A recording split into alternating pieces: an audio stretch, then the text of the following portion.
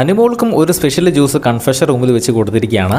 Aneesh juice കുടിച്ചപ്പോൾ അനീഷിനൊരു super power ലഭിച്ചതുപോലെയായിരുന്നു. പക്ഷേ അനുമോൾ ജ്യൂസ് കുടിച്ചപ്പോൾ അനുമോൾക്ക് അതൊരു പണിയാണ് കിട്ടിയത്. കാരണം കൺഫെഷൻ റൂമിൽ നിന്ന് വെളിയിലിറങ്ങിയ അനുമോളെ ആരും തന്നെ മൈൻഡ് ചെയ്യുന്നില്ല. അനുമോൾക്ക് സംഭവിച്ച മാറ്റം എന്താണെന്ന് വെച്ചാൽ, അനുമോൾ ആ കൺഫെഷൻ റൂമിൽ നിന്ന് ആ ഒരു ജ്യൂസ് കുടിച്ചിട്ട് ഇറങ്ങിക്കഴിഞ്ഞാൽ അവിടെയുള്ള ആരും അനുമോളുടെ മുഖത്ത് നോക്കി സംസാരിക്കരുത്. അനുമോളോട് സംസാരിക്കാനൊക്കെ പറ്റും, പക്ഷേ മുഖത്ത് നോക്കരുത്. സംസാരിക്കുന്ന സമയത്ത് മുഖത്ത് നോക്കരുത് എന്നതാണ് ടാസ്ക്. അപ്പോൾ കൺഫെഷൻ റൂമിൽ നിന്ന് ഇറങ്ങി അനുമോൾ വരുമ്പോൾ ആരും അനുമോളിൻ്റെ അടുത്ത് നിൽക്കുന്നില്ല. എല്ലാവരും ചെറിയ ഓരോ സൈഡിലൂടെ അവരവരുടെ ജോലികളായിട്ട് മുന്നോട്ട് പോകുന്നു.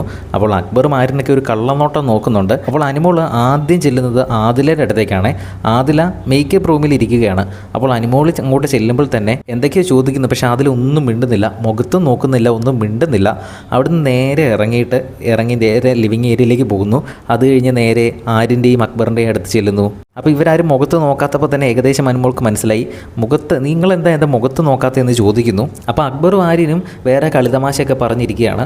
അപ്പോൾ അതിൻ്റെ ഇടയിൽ വലിയ മൈൻഡ് ചെയ്യാത്ത രീതിയിൽ എന്നാൽ ചെറിയ മൈൻഡ് ചെയ്യുന്നുണ്ട്. അതായത് നിങ്ങളെന്താ എൻ്റെ മുഖത്ത് നോക്കാത്തതെന്നൊക്കെ ചോദിക്കുമ്പോൾ ആര്യനും അക്ബറും പറയുന്നുണ്ട്, പിന്നെ നോക്കാൻ പറ്റിയൊരു മോന്ത, നീ വേറെ മോന്ത വെച്ചുകൊണ്ട് വാ എന്ന് പറയുന്നു. പിന്നീട് അവിടെ പലരുടെയും അടുത്ത് ചെല്ലുന്നു. അനീഷിൻ്റെ അടുത്ത് ചെല്ലുന്നു, ലക്ഷ്മിയുടെ അടുത്ത് ചെല്ലുന്നു, നൂറയുടെ അടുത്ത് ചെല്ലുന്നു.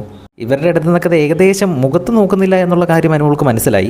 പക്ഷേ വേറെ എന്തെങ്കിലും പവർ ആണോ എന്നൊരു സംശയത്തിൻ്റെ പേരിൽ വീണ്ടും കറങ്ങി നടക്കുകയാണ് ഇപ്പോൾ അതിലേക്കൂടെ. പക്ഷേ ഏറ്റവും അവസാനം എന്ത് മാറ്റമാണ് അനുമോൾക്ക് സംഭവിച്ചത് എന്ന് ലിവിങ് ഏരിയയുടെ മുന്നിൽ വന്ന് എല്ലാവരുടെയും മുൻപിലൂടെ പറയാൻ പറഞ്ഞപ്പോൾ എനിക്കൊന്നും മനസ്സിലായില്ല ബിഗ് ബോസ്, എന്നെ ആർക്കും ഇഷ്ടമല്ലാത്തൊരു പെൺകുട്ടിയാണ് ഞാൻ എന്നാണ് അനുമോൾ പറഞ്ഞത്. പക്ഷേ അത് തെറ്റാണല്ലോ. അപ്പോൾ മത്സരാർത്ഥികളോട് തന്നെ പറഞ്ഞു കൊടുക്കാൻ പറയുന്നു എന്ത് മാറ്റമാണ് അനുമോൾക്ക് വന്നതെന്ന്. അപ്പോൾ അക്ബർ പറഞ്ഞു കൊടുക്കുന്നുണ്ട്, അനുമോളോട് എന്ത് സംസാരിച്ചാലും മുഖത്ത് നോക്കി സംസാരിക്കരുത് എന്നത് മാത്രമായിരുന്നു, നീ വെറുതെ ഓവർ തിങ്ക് ചെയ്തത് കൊണ്ടാണ് നിനക്കത് കണ്ടുപിടിക്കാൻ പറ്റാത്തത് എന്ന് അക്ബർ പറയുന്നു. എന്തായാലും അടിപൊളി ടാസ്ക്കാണ്, നല്ല എൻ്റർടൈൻമെൻ്റ് ഉണ്ട്. ലൈവിൽ ഇപ്പോൾ അടുത്ത ആൾ ജ്യൂസ് കുടിക്കാൻ കയറിയിട്ടുണ്ട്. കൂടുതൽ അപ്ഡേറ്റുമായി വീണ്ടും വരാം.